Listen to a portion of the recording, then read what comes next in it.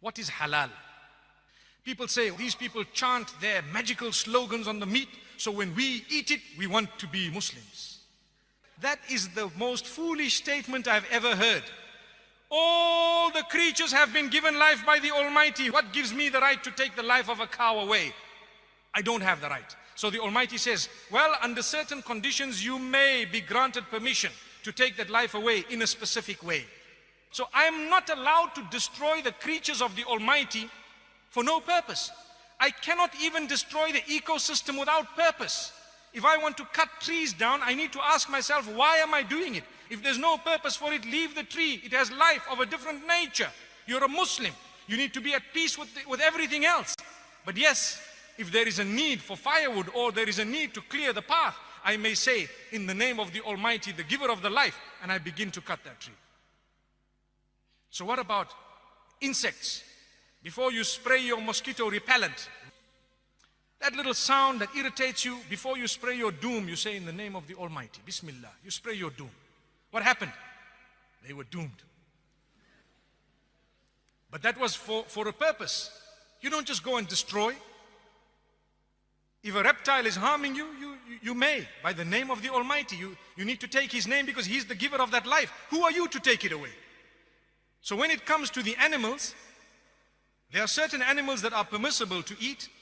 You cannot just be barbaric. The way you have treated the animal from the point of its birth to the point of its slaughter is extremely important.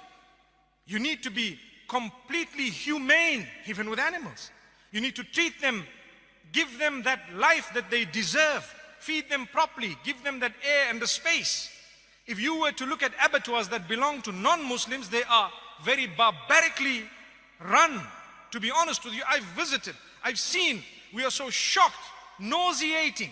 And people say, yeah, you guys are doing something that's very barbaric. Oh, come and see, we'll show you how it's done, come. So now when we get to the cow, for example, or the sheep that has been fed properly, and it has not been force-fed and kept in a pen like the ducks of the world and the chickens that don't even grow feathers anymore because they are modified. Their sole purpose of being given life is to grow until they are killed brutally in order to be served on the table. Not halal. We don't want that. It must be accorded its life. It must be treated as a proper chicken. It must be treated as an animal, a bird, whatever it is. It must be fed properly.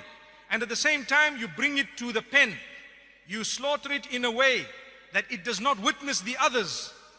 And at the same time, such a sharp blade. And why is it that the throat is used? Because of the central nervous system. Powerful statement. Sometimes people hack these animals to death. People say, you need to stun these animals. Did you know that there is research that proves that stunning an animal actually creates greater pain than if you don't stun the animal? People say, how? Go and check. You're confusing the animal totally.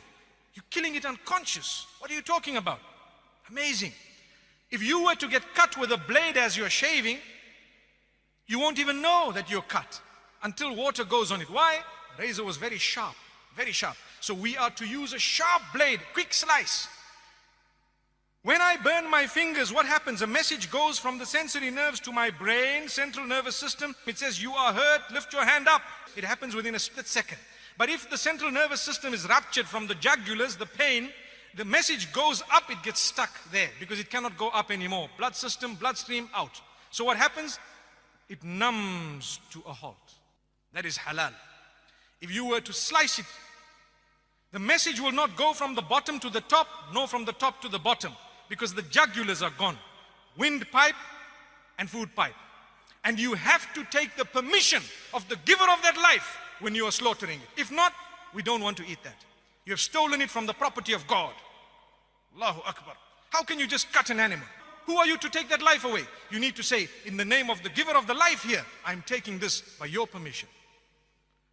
Such a humane way, beautiful. That is termed halal.